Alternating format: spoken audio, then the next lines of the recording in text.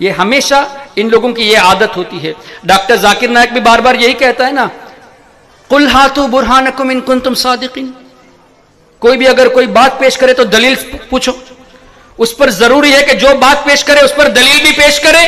تو اس کے کہنے پر، اس کے کہنے کے انداز پر لوگ محو ہو جاتے کہ یار چیپٹر نمبر بتا دیا، پیج نمبر بتا دیا، سطر نمبر بتا دیا، واقعی میں کیا میموری ہے، بس اسی کی طرف مائل ہوئے، یہ نہیں دیکھا کہ جو بات کہی وہ صحیح ہے کہ نہیں.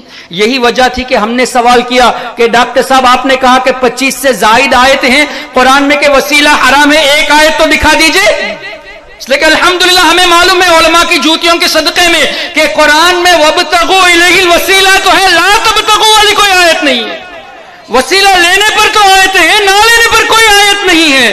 تو جواب نہیں دے پائے، کہا کہ میں آپ کو ای میل کے ذریعے جواب دوں گا. 4.5 سال ہو گئے، ابھی تک کوئی جواب نہیں آیا اور نہ ہی قیامت تک کوئی جواب آئے گا. اور ہم نے پہلے بھی یہاں چیتا کیمپ میں کہا ہے، بمبئی میں بھی کہا ہے، کیرلا میں بھی کہا ہے، اب بھی کہہ دیتے ہیں. یہاں کوئی ذاکر نائک کا ماننے والا ہو تو برائے مہربانی اس سے یہ آپ ریکویسٹ کریں کہ حافظ احسان کے سوال کا جواب دے دو.